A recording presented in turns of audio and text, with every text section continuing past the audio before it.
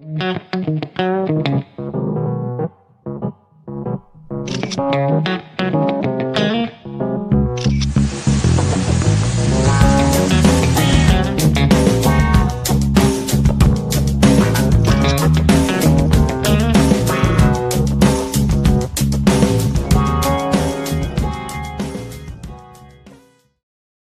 good afternoon, Crime Crunchies. Thank you so much for joining me today. It is Wednesday, March 25th, and I am your host, Courtney C.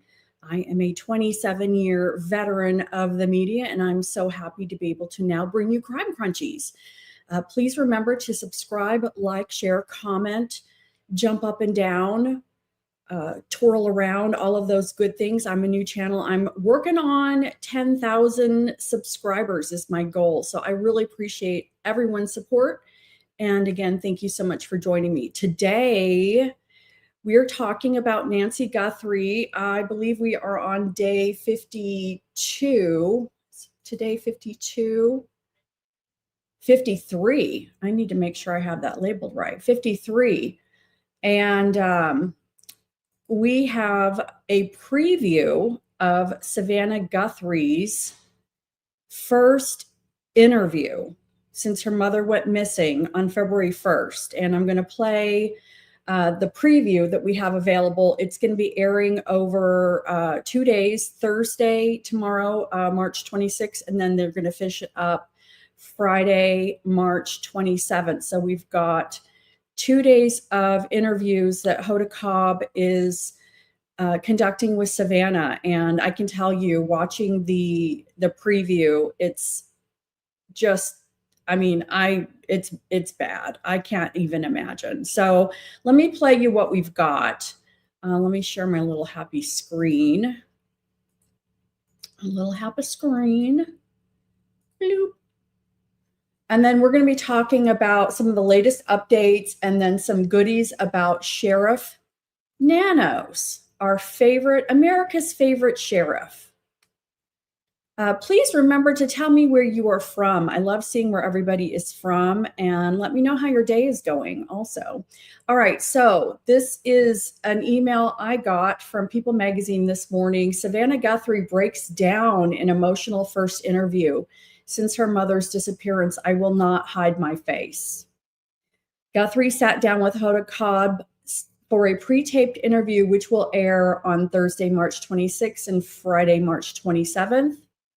I'm just going to read you this article briefly, and then we're going to take a look at the actual preview here. Savannah Guthrie has given her first interview to Hoda Cobb in the wake of her mother Nancy's disappearance. During the Wednesday, March 25th episode of Today, Cobb shared that she sat down with Guthrie for a lengthy interview, which will air on the morning show on Thursday, March 26th and Friday, March 27th. Craig Melvin, Al Roker, and Carson Daly. And this is Hoda talking this morning on air. Craig, she's addressing Craig, Melvin, Al Roker, and Carson Daly. As you can imagine, it was a really emotional conversation, Copy said on air before rolling a clip from the interview. We're going to have the whole thing for you tomorrow and Friday, but first, we did want to bring you one of the moments from the interview where Savannah shared a message to anybody who may have information about Nancy.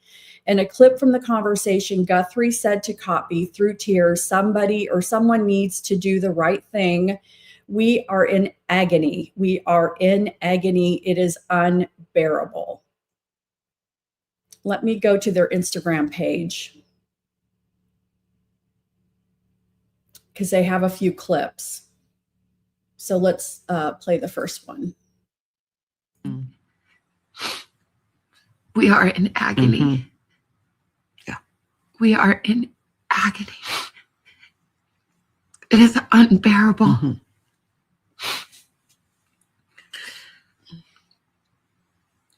And to think of what she went through. Mm-hmm. I wake up every night, in the middle of the night, every night. Mm-hmm. And in the darkness, I imagine her terror,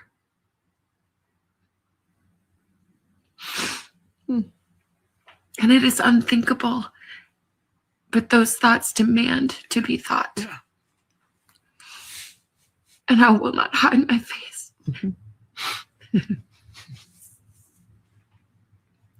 But she needs to come home now. Yes. Someone needs to do the right thing. Let it play again. We are in agony. Yeah. We are in agony. It is unbearable.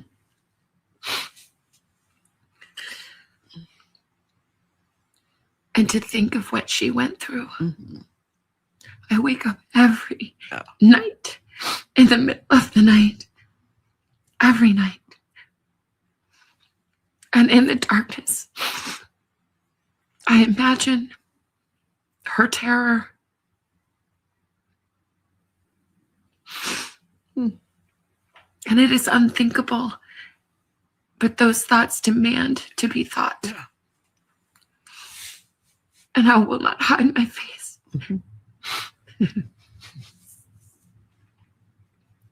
But she needs to come home now. Yes. Someone needs. You know, and Patty, thank you for mentioning. Hoda is the best person to do such an interview, and you can see Hoda's face. I mean, the pain. Imagine sitting across from your friend and having, you know, watched her for a month and a half go through this. And what can you even say? There's nothing you can say to make it better. And, you know, Savannah, the words that she's saying, I can only imagine what they've been through. You know, when you look at an 84-year-old woman and having this terror, I mean, one of my biggest fears is waking up in the night and seeing somebody standing over my bed. But people that age, they're dependent, kind of like children, okay? Needing some extra care. You know, the kids worry about them, make sure they're taking their medicine. I mean, it's almost like this happening to a child. Someone is dependent as a child. I don't know what these other clips are. I don't know if this is a picture, but I wanted to take a look at some of these. Savannah Guthrie is opening up for the first time about her mother's abduction in an interview. Let me just take a look at some of the pictures. I mean, it's hard to get through that video. I mean, it's hard to, it just makes me feel really heavy in my chest. I wake up in the middle of the night, every night, and in the darkness, I imagine her terror. Savannah Guthrie describes the agony she experienced since her mother, Nancy, disappeared 52 years old, or 52 days ago. And this was yesterday. Someone needs to do the right thing. And I guarantee the reward that they're offering right now, at least from the family, I mean, a conviction would be nice. Justice needs to be served. But at this point, honestly, I think they just want to get their mother's body back. I think her priority is to get her mother's body back. I love this, Frank. Yes, she is heartbroken. What a shame. She'll never be the same. I'm so sorry, but God is with you. He will bring her home. And I can only imagine that her faith is the only thing getting her through these days, because I mean, she uses the word unimaginable, and this really is unimaginable. And anybody else who has aging parents, just how fragile she was. And she seemed genuinely like a really, really nice woman. You know, I've gone over several motives, and they're looking at a targeted abduction. You know, the clothing that Porch guy is wearing does look a lot like some of these South American theft groups that are coordinating. I mean, it almost looks like a uniform, you know, with the jacket, the bite lights, the backpacks, the ski masks, the radios, multiple people going in. It almost looks like, it could have been a random targeted abduction or robbery, and they've talked about how there's an empty house nearby. It could have, and there's plenty of room to be walking between these houses. And it honestly could have been just the fact that her house had easements, that it could have been easy for them to get in and get out. And I mean, it may have nothing to do with Savannah at all. It could have just been, these creeps could be just driving around looking at, houses that would be easy for them to do what they need to do. And they could have a certain formula that they're looking for. Patty says, you're right. She has 2 more videos to give us. And yes, the word terror is cutting like a knife. It really does. And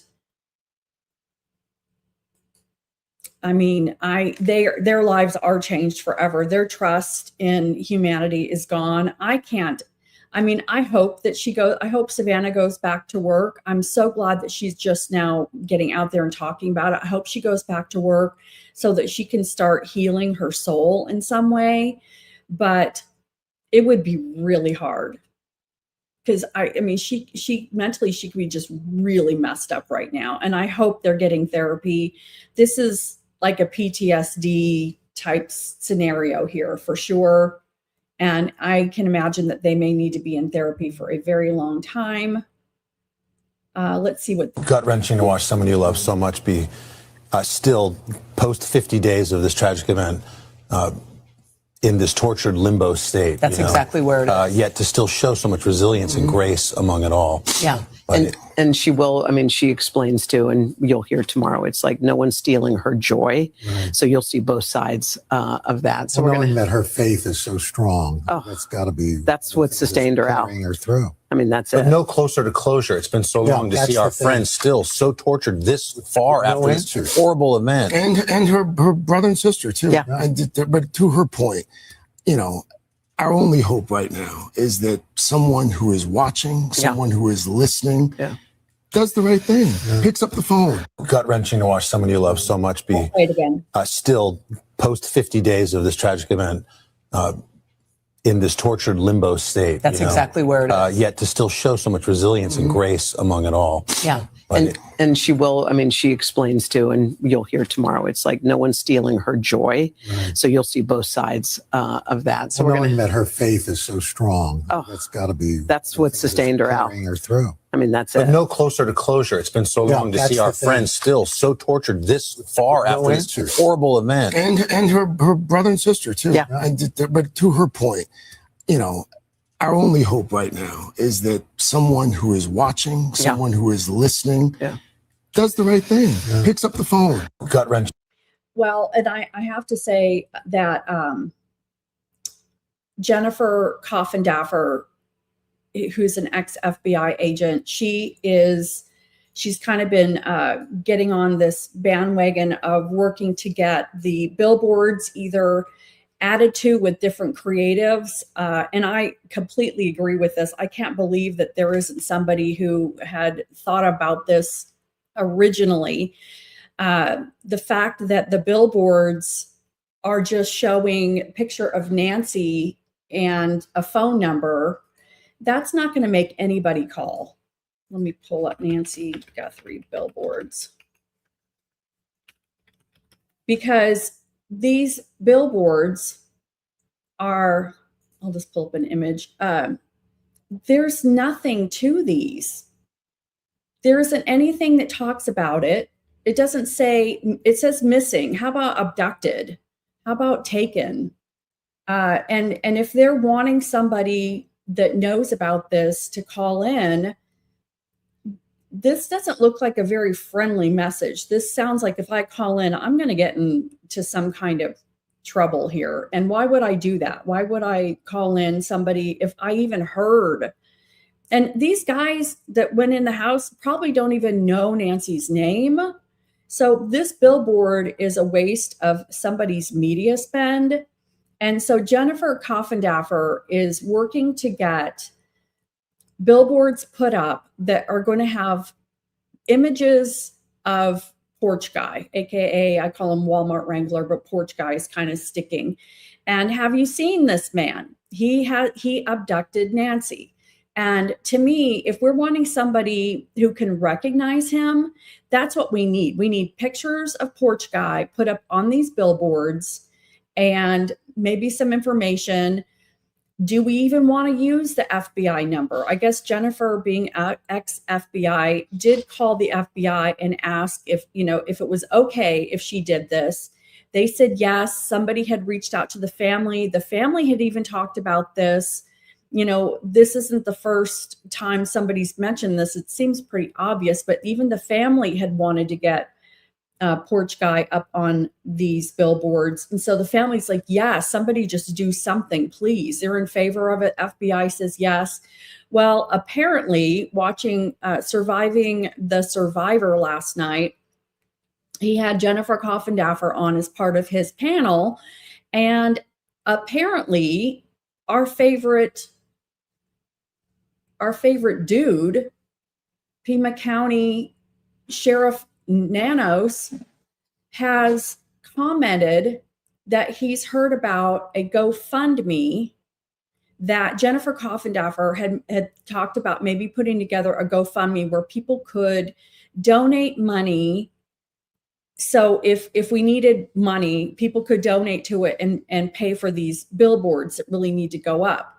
Well, apparently Sheriff Nanos has commented that any GoFundMe put together is, I don't know that he said fraudulent, but he doesn't want people doing GoFundMes that could in any way be deemed fraudulent. And he said any talk about other billboards, is fraudulent, and he probably would press charges.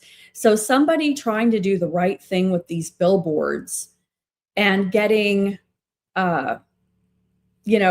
something up that might actually work. This idiot who is a control freak is basically, sending out a message. No, you can't. Even though Jennifer Coffindaffer has had it approved by the FBI and the family, Chris Nanos is wanting to shut this down. And I think that that's really too bad. I want to talk while I'm on this page about our lovely Sheriff Nanos, because he has been in trouble in the past, and it's really just coming out. Before the Nancy Guthrie case, there was already some sort of a vote that was held with deputies. A unanimous vote of no confidence from deputies, supervisors invoked state law to investigate Sheriff Chris Nanos' disciplinary record and conflicting testimony. So Chris Nanos has a history of a retaliation against anybody who goes against him or questions him. And he is famous for taking, really qualified people out of different roles, demoting them, having them do desk jobs as part of his retaliation. And people are afraid of him because of how he gets back at people. So let's read this really quick. Pima County Supervisor Matt Hines said Tuesday that Sheriff Chris Nanos' 42 history with the department seems to be based on fraud. Shortly after Hines' statement, the board unanimously directed outside counsel to draft legal language requiring Nanos to provide reports under oath regarding his department. Noncompliance with the board's order could result in Nanos being removed from office. He says, I'm concerned about how Nanos can continue in his role leading 1,500 hardworking men and women of the county sheriff's department, Hines said. Nanos was not present at the board meeting, and I think this just happened. And I think, several people did talk during this. A spokesperson for the sheriff's department said in an email to Arizona Public Media that Nanos will comply to provide a report to the board once more direction is provided. Because this is a legal matter, the sheriff is unable to comment any further on this matter, the email said. The Pima County Board of Supervisors spent nearly 3 hours in an executive session discussing newly surfaced allegations regarding Sheriff Chris Nanos' prior employment history, a development that coincides with an overwhelming vote of no confidence from the county's deputies union. The scrutiny follows reports of previously undisclosed disciplinary records from Nanos' tenure with the El Paso Police Department in the late 1970s and early 1980s. Nanos' management of the ongoing search for Nancy Guthrie is also drawing scrutiny. And I have to feel really, really bad for the Guthries, considering this is the biggest case that will happen in Sheriff Nanos' career, and how he's just handled this whole thing. And how he lets his personal feelings really rule how he's doing this. Okay, the Arizona Republic recently uncovered a record that includes allegations of Nanos beating a handcuffed suspect with a flashlight during his stint in El Paso, an incident that reportedly led to a suspension. Nanos was not indicted for the incident. Sheriff's history of discipline in El Paso. Records appearing to be from El Paso Police Department reveal a series of disciplinary actions against Nanos between 1977 and 1982. The records were provided with the board's March 24th addendum agenda, list numerous allegations, including gambling, insubordination, and excessive force, with several resulting in 1-day or 3-day suspensions. Democratic Supervisor Matt Hines placed the item on the agenda. The most significant entry, dated July 21, 1982, indicates that Nanos submitted a resignation in lieu of termination following allegations of insubordination and inefficiency. Wow, this guy is just a reign of terror. Sergeant Aaron Cross, who we've been seeing on a lot of podcasts lately, he's such a good speaker. Sergeant Aaron Cross alleged during the board meeting's public comment period that this record has been concealed from Pima County voters and the department for more than 40 years. Cross is the president of the Pima County Deputies Organization, a union that represents approximately 300 members. And Cross himself has been demoted. He got put in a call center after being a very talented sergeant. He's now answering phones when people can't find their dog, literally. This record, if properly disclosed, would have likely prevented him from being hired or from becoming a peace officer in the state of Arizona. Allegations of Nanos political retaliation. These revelations come amid ongoing legal battles involving Nanos. Lieutenant Heather Lappin, who challenged Nanos in the 2024 election and lost by a margin of 481 votes, filed a federal lawsuit alleging a retaliatory campaign intended to undermine her candidacy. Lappin's complaint details a string of disciplinary actions she claimed were manufactured by department leadership after she announced her run for office. This includes a punitive transfer to the Pima County Jail and a highly publicized press release issued by Nanos just weeks before the election.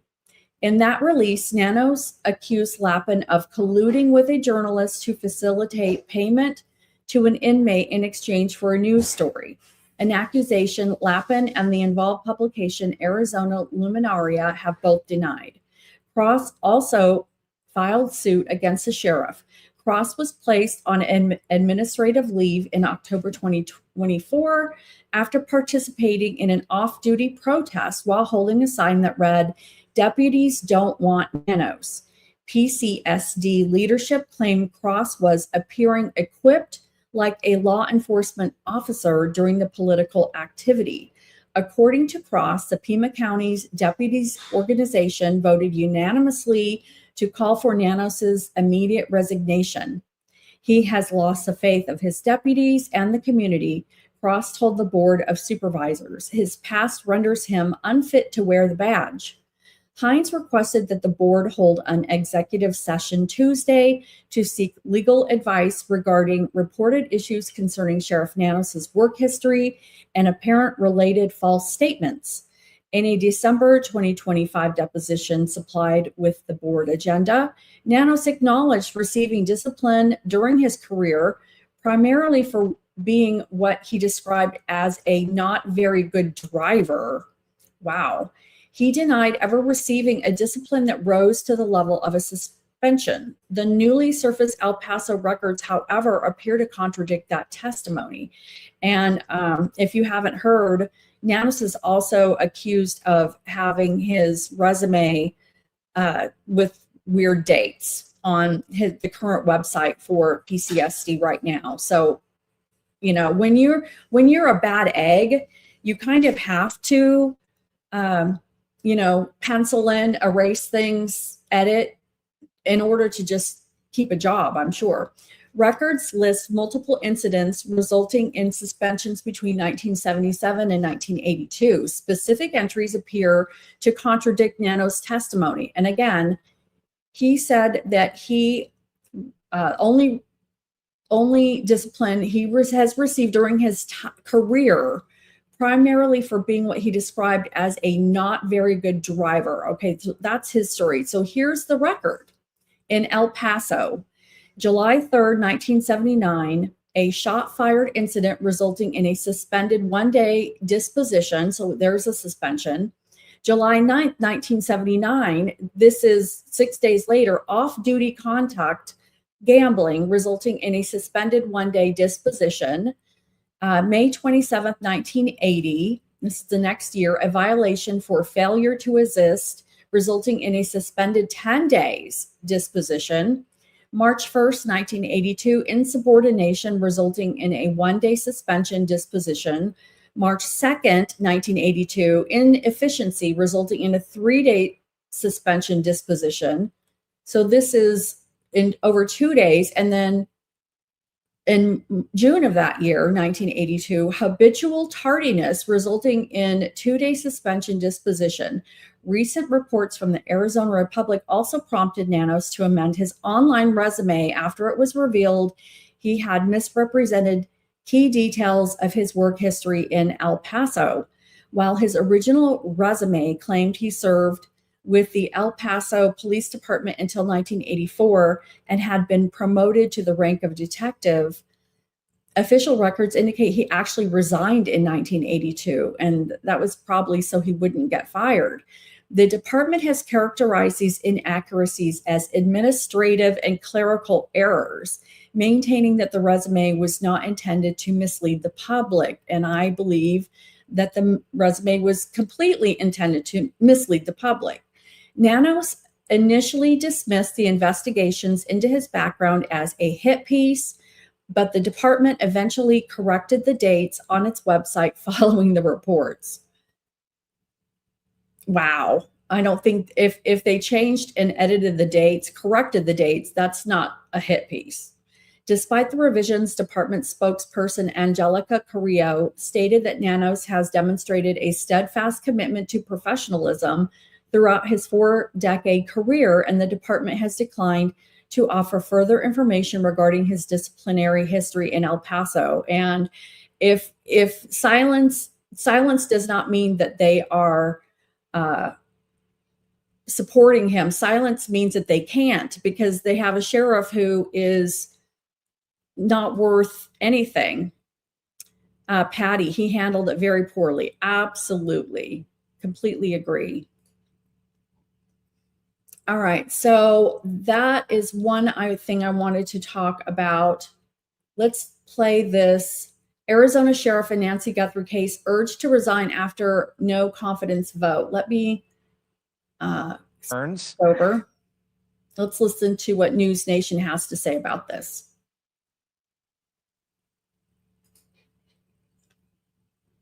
Well, out to Arizona, and the Pima County Sheriff Chris Nanos is defending his department's work in the ongoing search for Nancy Guthrie, as that search reaches its 52nd day.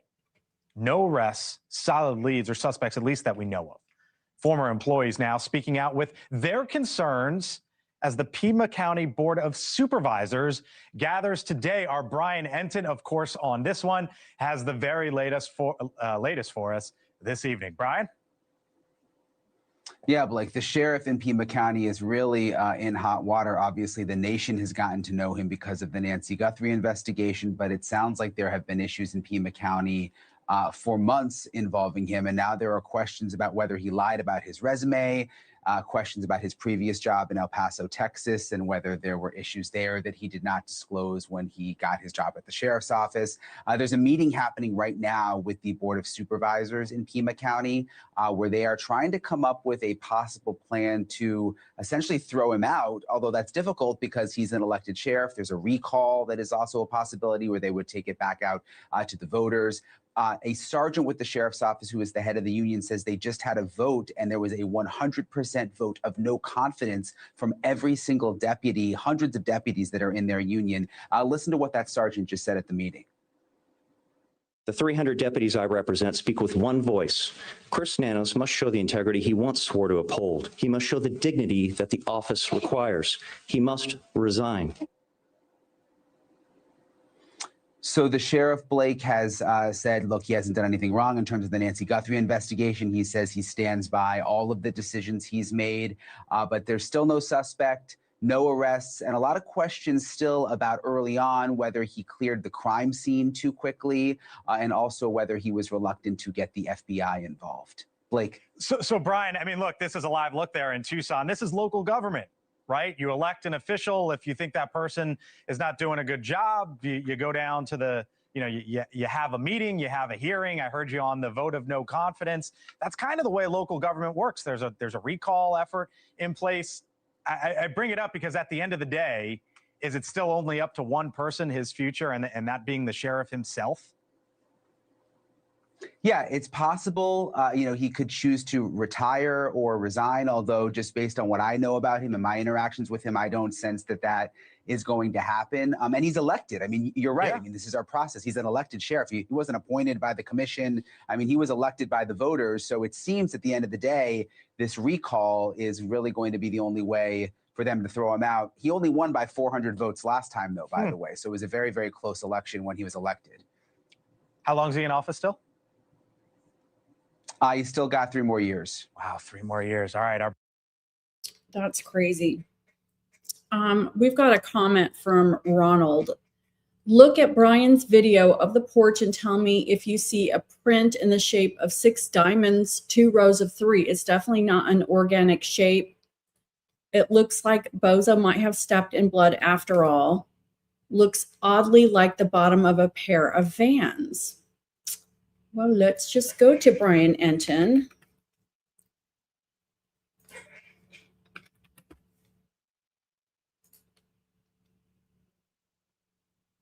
wonder if it's shorts. Ronald, let me know if it's a short.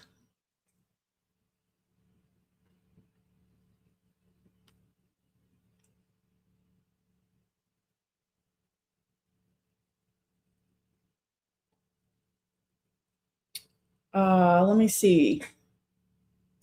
Hey guys, thanks to Factor customers with code and these are that he would actually capable or competent to lead. Let me go, since we're in the middle, let me dig this up and I'm going to see if I can find it because I want to see that because nobody's talked about whether or not Porch Guy stepped in blood. And if so, I mean, again, people have been screaming about the mat that was left on the front porch the whole time. They could have taken that mat and vacuumed it for DNA. They have vacuums that can suck up DNA and there could have been something. And again, there's probably stuff that we don't know that they've got. And let's just hope to God that they do. Okay. Because right now the FBI they're really good at keeping their little traps shut. And we want them to. We don't want to give anybody, the jump on what they know. But at the same time, let's just hope that they have a lot of goodies. Okay. Ronald, I don't know if it's on a short. It was when he did a walkthrough of the porch way back in the beginning. And Patty said she saw the video. Okay. I'm going to look that up and I will play it on my next update video because I do want to see that. I was not aware that anyone had walked through it. So Nancy Grace interviewed the neighbor, and the neighbor, I thought it was interesting that the neighbor had has a dog, and the dog was behaving a certain way in the middle of the night. And I wanted to play, not the whole thing because it's kind of a long, it looks like it's like 10 minutes, but let me just play some of this because I think that that's really interesting. Hot pants and stripper shoes to take photos in front of Mrs. Guthrie's home. It's sick. But before I go off on a tangent that gets me nowhere and proves nothing, that night, Jeff Lemay, that night, what happened? Well, preceding the event, there were some evenings where our dogs woke up, which was highly unusual. We don't know if there's a correlation. I know the FBI and the investigators have asked for cameras and camera footage. All the neighbors have shared camera footage and any recollection they have.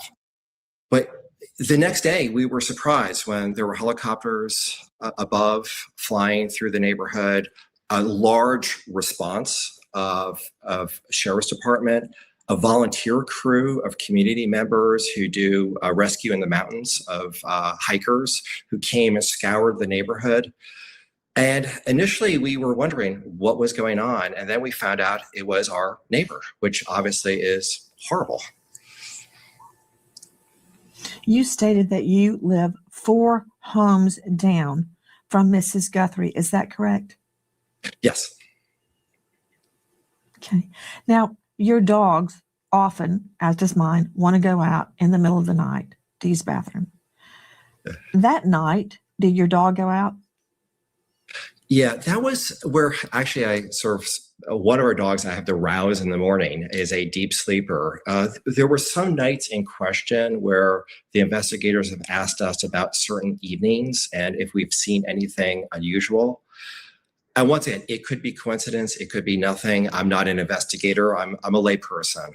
But the dogs did rouse and I took them out. There's an image of me on camera. I heard nothing or saw nothing, but animals can be, especially dogs, can be hypersensitive, and we don't know if there's a correlation. We've shared it, and whether it helps with timeline or in any way, we hope it is of some value. What time was that, Jeff Lemay? Gosh, it was, I'm working from memory. It may have been a little bit past 1 a.m. Jeff Lemay, you really hit the nail on the head because after everything calms down at night and everything settles and the kitchen is clean, and we'll be sitting there, watching something on TV maybe, and our dog, Fat Boy, will go insane. And then we find out, like 2 minutes later, a delivery was made at the front porch, or somebody then opens the back door. Maybe one of the granny nannies is coming in or out. But he hears it or smells it long before we do. So I want you to tell me again. And the reason I'm so interested, Jeff, is because I personally have investigated. He's going to talk about where this empty house was. Let me fast forward to this because he's going to identify on the map. And all right, so let's take a look at this.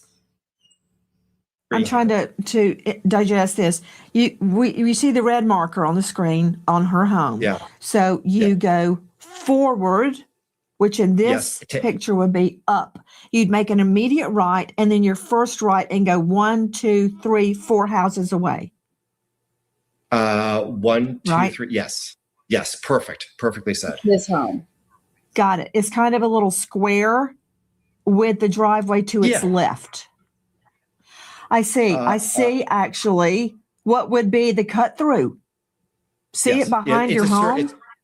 Yeah. So it's alongside our home. It's a utility road for the power company. Now that I'm talking to you, I see There's that. so much room for Now, people to be walking. Jeff, question. We keep hearing about a vacant home. Where is the vacant home as it relates to Mrs. Guthrie's home? So that is catty-corner to our house across the street. The one with the beige gray roof, that one kind of to the left of your home a little bit? Yes. That's the vacant home. Easy. Wow, that is right around the corner from Mrs. Guthrie. I've been wondering, where's the vacant home? Answer. Okay, what about construction? Where's the construction that's happening in the neighborhood? So that actually is, if you're on Escalante, which is right, and you directly stare from Nancy's home up the street, that kind of there's a cul-de-sac above, if on this camera view above her street, you'll see a white roofed house at the very, very top of that cul-de-sac. That's where construction is occurring. Mr. LeMay, do you recall any power outage either on Jan 31 or Jan 11? You know, this is, once again, all this information has been provided to the authorities. 2 of our cameras were quote unquote offline during this time, which really surprised us. I can't say, whether or not that was a coincidence that the cameras were out. I want to try to find this video because also there are people that are saying that when they analyze this video of Porch Guy out here, that there's a light that comes on in the distance and it's not like from a car. I want to say it's almost like a flashlight, and he turns around and looks at it. So we don't know if that's somebody who's with him. But again, looking at those pictures, there's a lot of room for people to be walking in between these houses. And yeah, there's cactus and whatnot, but these guys are pretty well covered. They've got pants on, gloves. I mean, it's not going to hurt walking amongst cactus, and they're not afraid to do that. So I think that there's no problem for them to plan to walk between these houses. They could have either easily used the vacant home or the construction site. And I'm believing more and more that these guys they picked her house because of the location and the ease with which they found that they were able to access the house. So let's take a look at this video talking about Pima County Sheriff Chris Nanos told KOLD in Tucson that investigators now believe something may have happened weeks before Nancy Guthrie vanished from her Catalina foothills. And this is in response to the January 11th date that they've been asking for. And I just want to point out that Sheriff Nanos at one point has said, no, there's nothing to do with January 11th. I have no idea where that came from. And then he did believe something was going on with January 11th. And then he said, no, there's nothing to do with it. And now he's saying there is. So I just love that for him. When you watch Erica, you know she's done her research, so you can plan your day confidently. And by the way, she's a black belt, so you better watch out. Look at her go! She's unbelievable. Watch the best on Fox 10 News. On into our 9 o'clock hour, we begin with new details this morning in the search for Nancy Guthrie. Today officially marks day 52 since the 84-year-old mother of Savannah Guthrie went missing. The Pima County Sheriff is now clarifying key dates in the investigation. We have known investigators have asked anyone living within a 2-mile radius of Guthrie's home for any footage they have from January 1st to February 2nd, but they also highlighted the evening of January 11th. In an interview with the Tucson station KOLD, Sheriff Chris Nanos says investigators now believe something may have happened weeks before Guthrie vanished. He points specifically to January 11th, a date flagged through FBI digital analysis. Nanos says that's why detectives asked neighbors for surveillance from that very day. But he stresses what happened that night is still unclear, and he's not revealing what evidence led them there to that very day. So much more to come here on this case. We'll keep an eye on it for you. Okay, I thought they were going to play it. Let me see. I might have another one.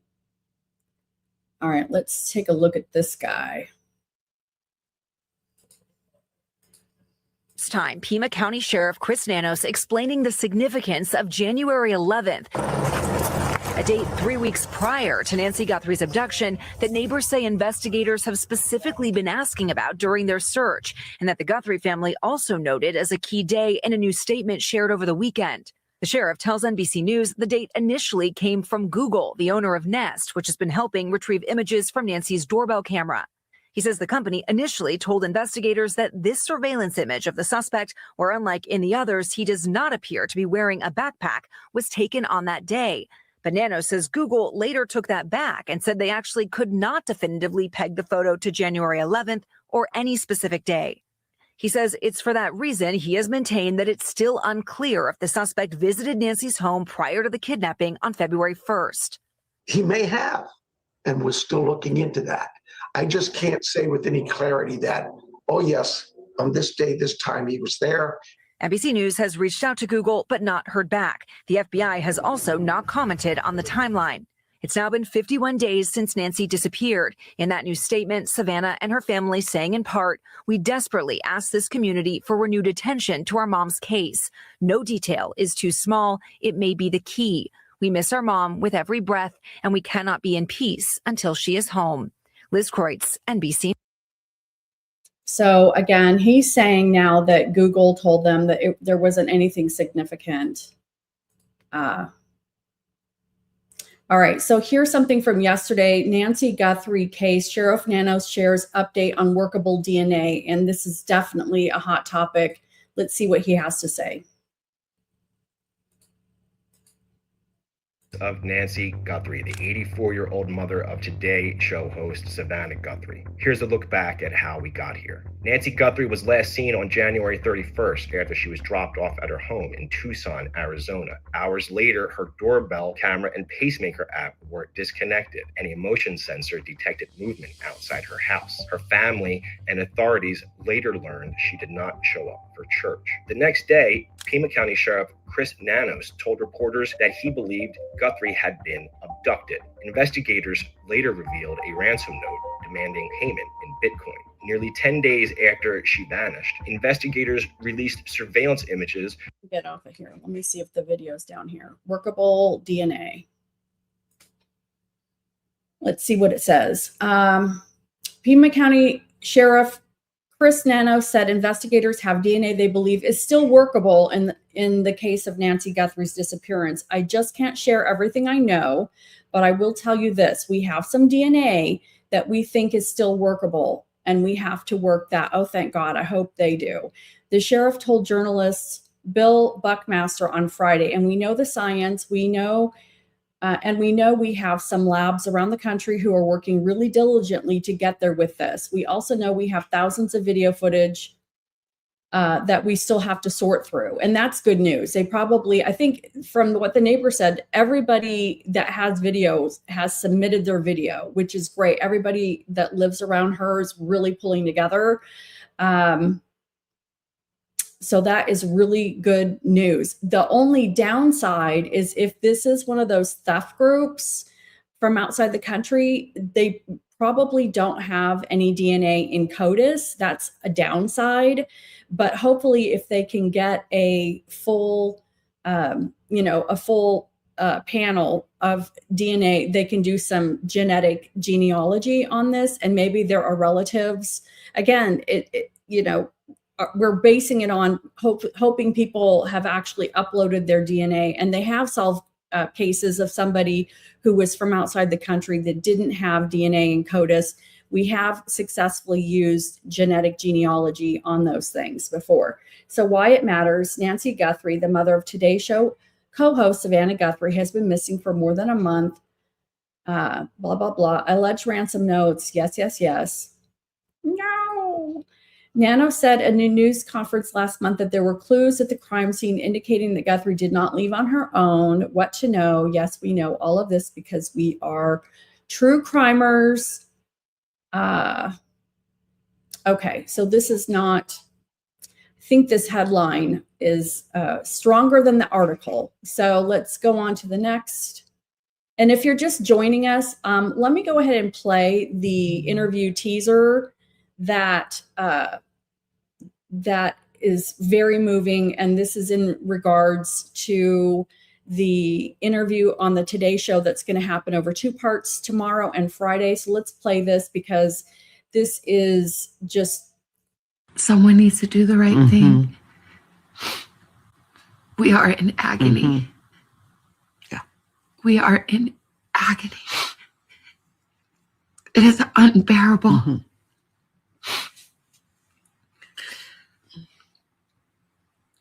And to think of what she went through.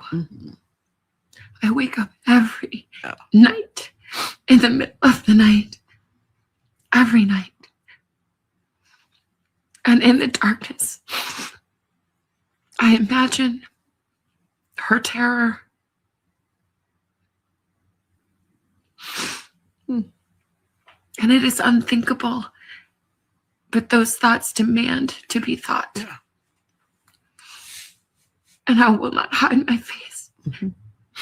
I'm going to play it again for folks that have joined us. But she needs to come home now. Yes. Someone needs to do the right thing. We are in agony.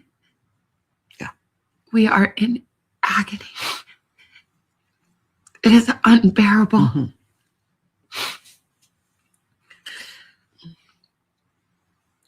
And to think of what she went through. I wake up every night, in the middle of the night, every night. And in the darkness, I imagine her terror. And it is unthinkable, but those thoughts demand to be thought. And I will not hide my face.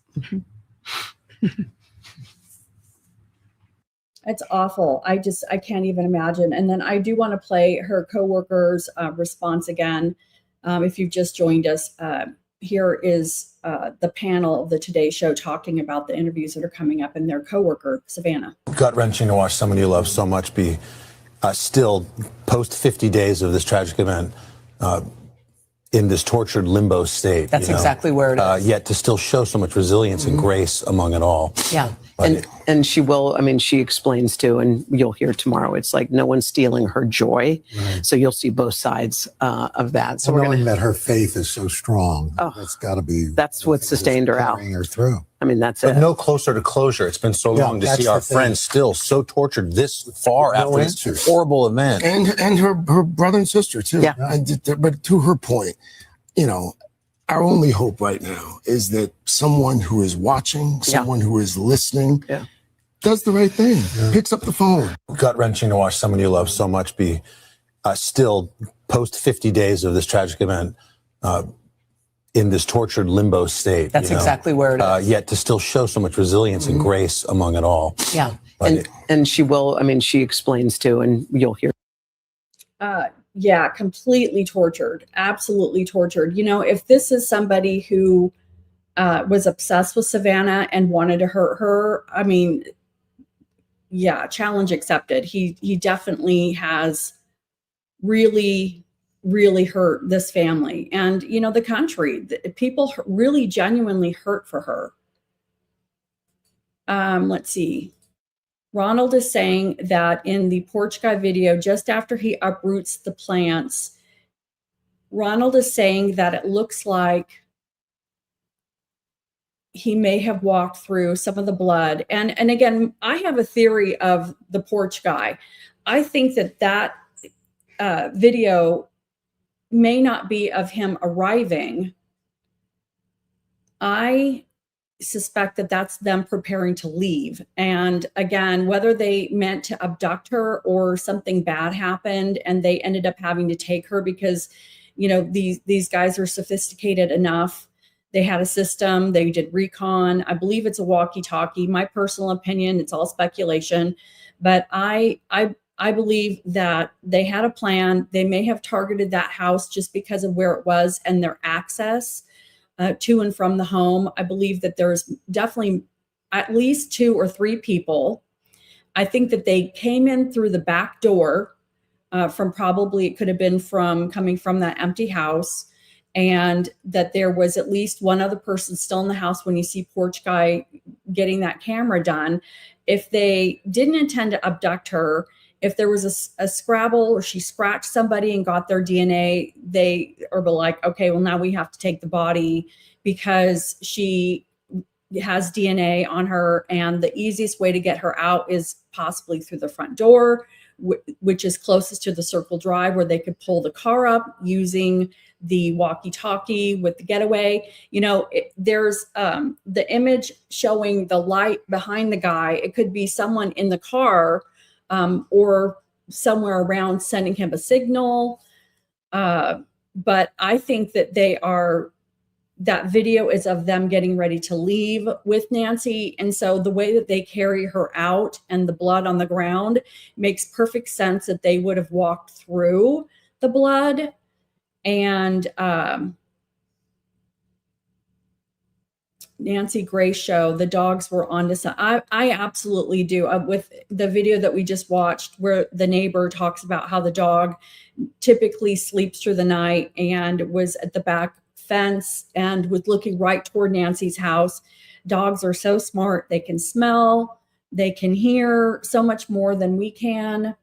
So I have no doubt. All right, we talked about the billboard and how Sheriff Nanos, I'm just going through my list in my mind. Sheriff Nanos is trying to stop Jennifer Coffindaffer from putting up new billboards that actually show Porch Guy, which I think makes a lot more sense. I think we will get more reaction from a billboard that shows Porch Guy and says he abducted somebody. If you know him, you recognize his walk, his gait, his face. Maybe there is a little tattoo on his wrist that people may know. I think that that's definitely going to get more of a response. The family is in favor of a new billboard. So in my opinion, if Jennifer Coffindaffer has the permission of the FBI and she's able to work with the media agency and get some new billboards done, she should just move forward, regardless of what Chris Nanos says. What's he going to do? Arrest her? Give me a break. He needs to just worry about what he needs to worry about is his job with these fraud allegations from El Paso.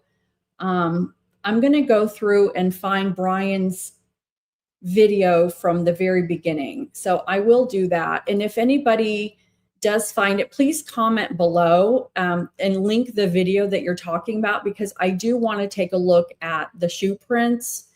And I want to go through the Porch Guy video some more, probably cover that tomorrow, because it does look like there's somebody behind him that is shining a light, and it looks like he turns his head and acknowledges it. There's also somebody who claims that when he goes out of the alcove and is getting ready to grab the plants, it looks like he does something with his hands, and somebody who uses American Sign Language thought that he could have been using sign language, which makes sense. These guys probably have signs that they've worked out ahead of time.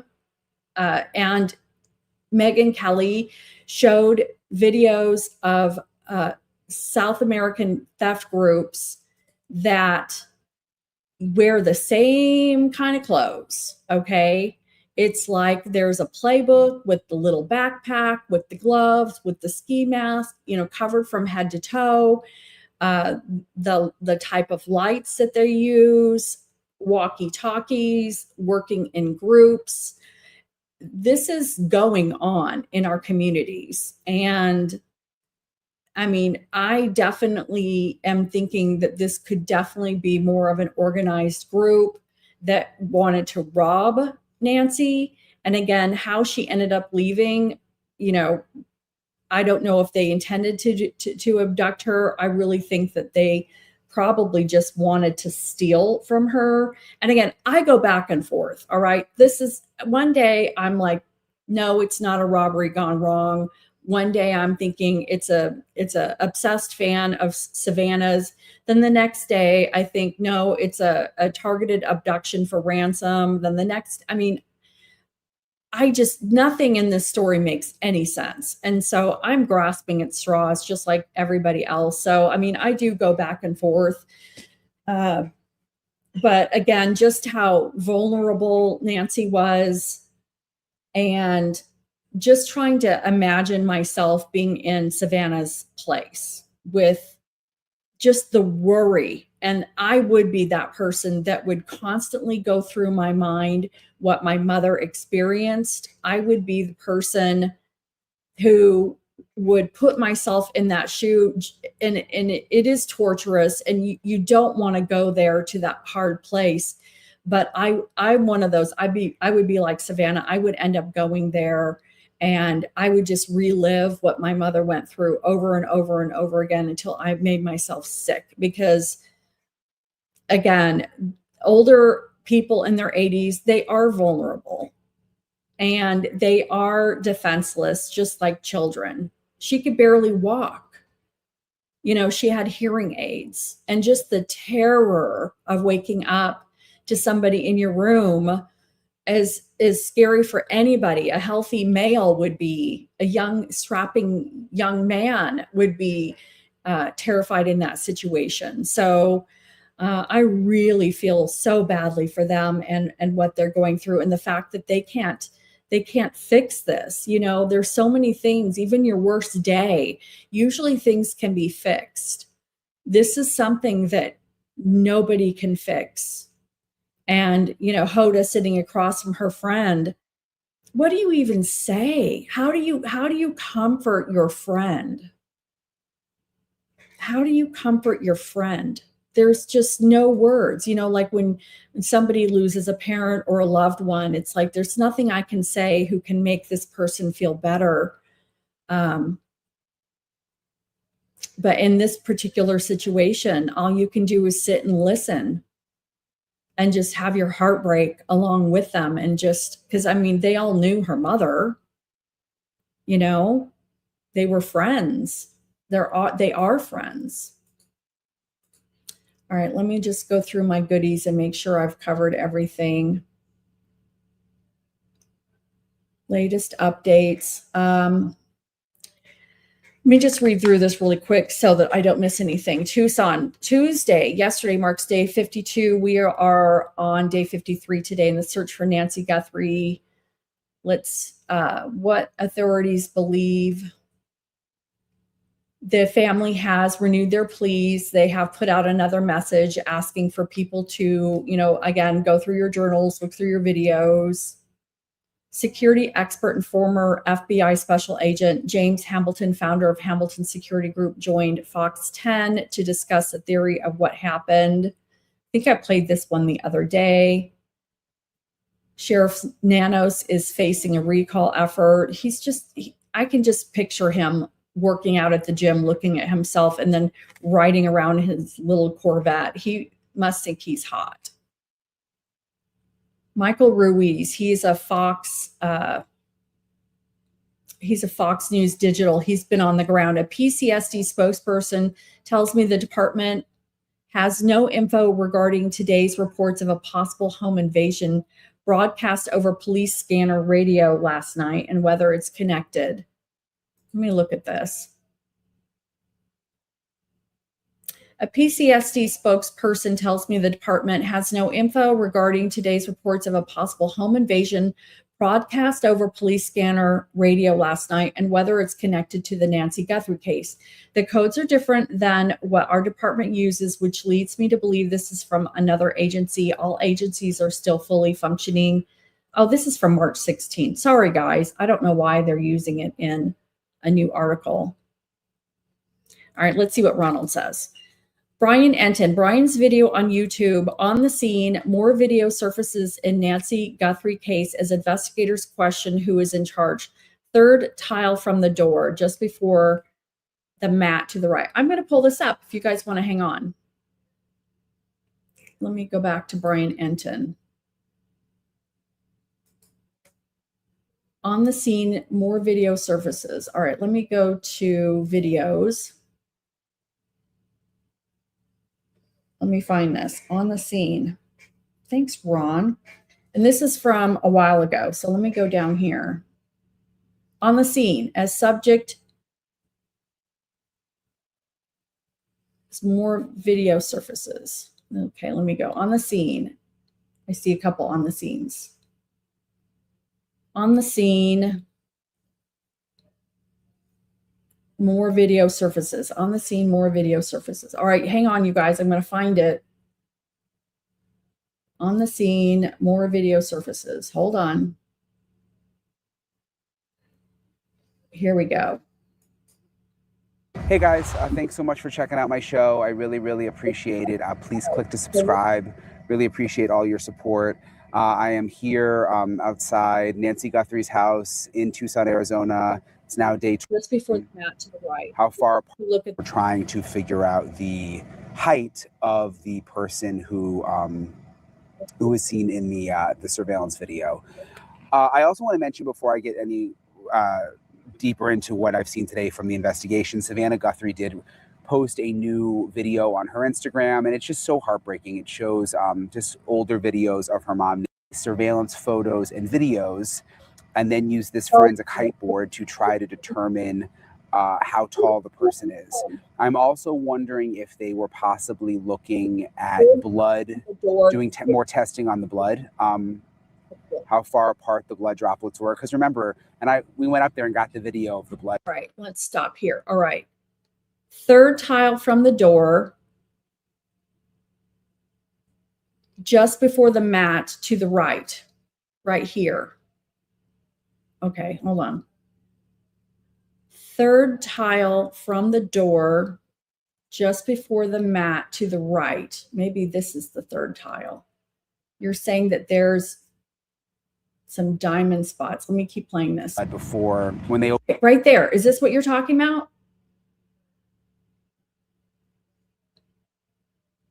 Right here.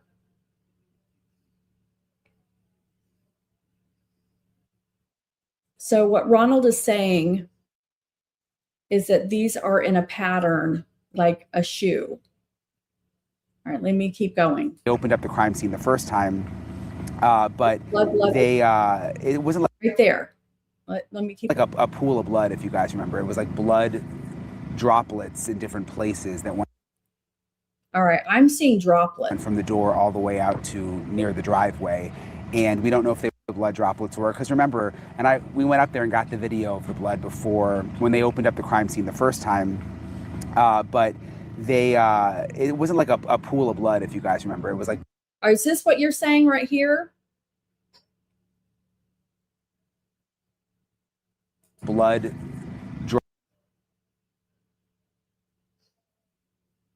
Because these drops they're saying are from 90 degrees from her. This is from her aspirating. I just passed it. All right, let me go back. Doing more testing on the blood. We're also testing that. And the other thought I had. One tile up. All right. I'm sorry. Before, when they opened up the crime scene the first time. Let me keep going. That's not it. But it was. This right there. Is this it? Or did I pass it?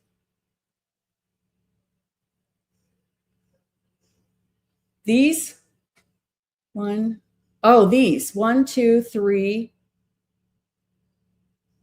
You're saying it could look like a shoe. It could. You go back. At blood, doing more testing on the blood, how far apart the blood droplets were. Because remember, we went up there and got the video of the blood before when they opened up the crime scene the first time, but it wasn't like a pool of blood, if you guys remember. It was like blood drop right here. And I think that there's a delay, not those. Yeah, I know. There's a delay. I think when I see your comment, there's a delay. All right. You'll see it looks like 6 diamonds, 2 rows of 3. 1, 2, 3. Maybe it's this. I'll give it a second for the comments to catch up. You'll see it looks like 6 diamonds. A tile next to the one that looks like coughing. So I wonder if this might be it right here. Yes, yes, yes, yes. Yay, Ronald. Woo! Okay, so what Ronald is saying is that this pattern right here, this does look like a shoe print. That is not little spots. You're right.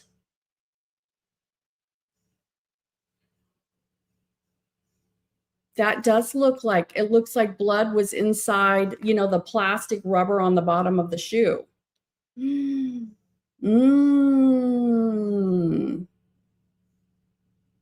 I wonder if anybody caught that. Have you heard any other shows talk about this? Because this is very interesting. I've not heard anybody talk about this. I'm going to take a screenshot. It's not a natural pattern.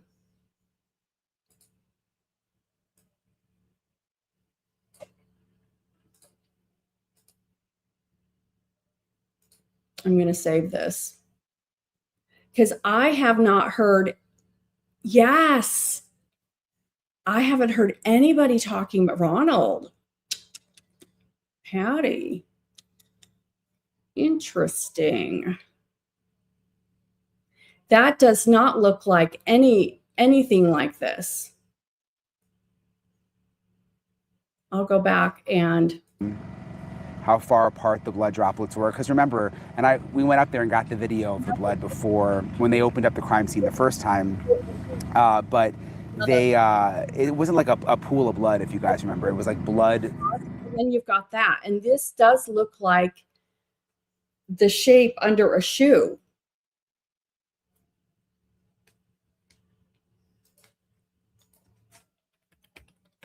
Of sole of Converse tennis shoe.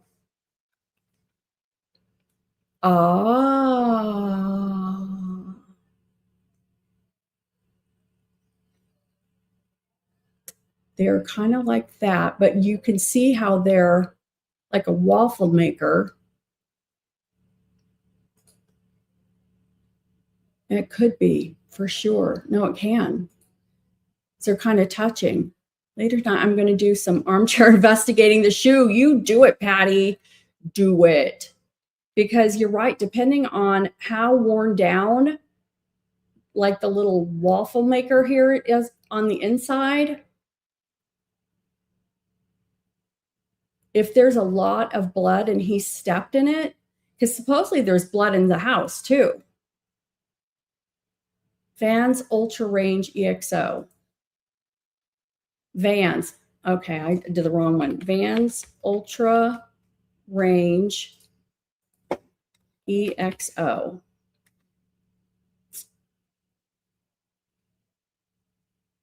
They are little diamonds, aren't they?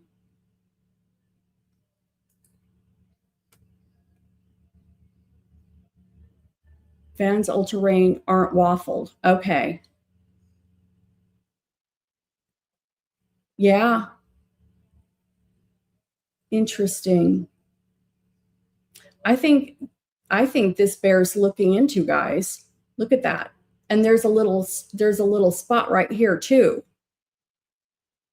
This could be, and it looks pretty narrow. And these are kind of narrow. It could be even the heel here. See how much more narrow the heel is? I mean, this could be the heel. See how it's kind of rounded here too, guys? And this looks like it could be the heel. Ay, ay, ay. Ronald gets a cape. Ronald gets a cape. Yikes. This looks like, for sure, that could be the heel.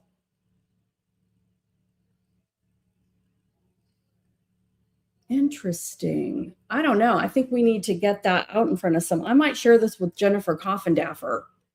She's got the folks in the FBI.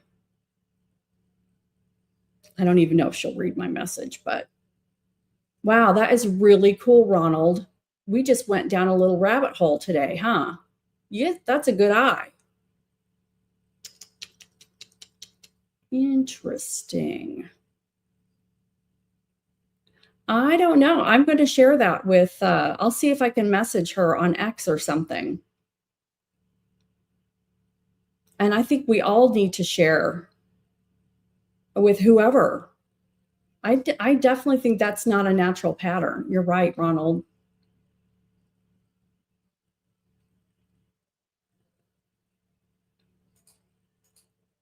It's not a natural pattern.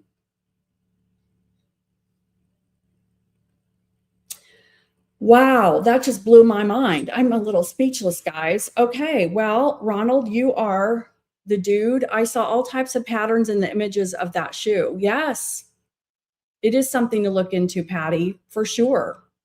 No, absolutely. And, you know, who knows? It could be nothing, but that does not look like any of those. And it looks rounded. And look, there's like little things even around it that could be part of a shoe. Interesting. No, I'm going to send this to Jennifer and whoever else I think I can share it with. I will give you full credit. Okay. Of course. It's not, you know, and share it yourselves too, because I mean, it may be too late, but if they have a shoe, I don't know. That is really cool. It is something to look into. Thank you so much, Ronald. This was really fun. Very, very fun to look into it. You guys are amazing. All right. Well, I think I have run through everything and love the interaction today. You guys, Ronald gets a cape. Patty gets a cape for looking into it as well. So bravo. All right. Well, so these are the updates today. I'm going to definitely watch the Today Show interview. I'm going to cover that tomorrow. Probably get some Kleenex ready because it's going to be really emotional to watch Savannah give her interview. But I want to thank everybody so much for showing up and sharing. You know, I am a newer channel. I'm so excited to be here with you guys, though. I have 27 years in the media. I'm bringing you Crime Crunchies because I love it. I'm going to be at CrimeCon. I hope that if you're going to be there, let me know. Hope to meet some folks and learn some new things. But please remember to subscribe, like, share, comment, Boogie, all of those good things. I really support or appreciate everybody's support so much right now. And until my next live, which is probably going to be tomorrow as we watch this interview, and if there's anything else that breaks, until then, I hope you all have a wonderful day, and I will catch you on the flip side. See you soon.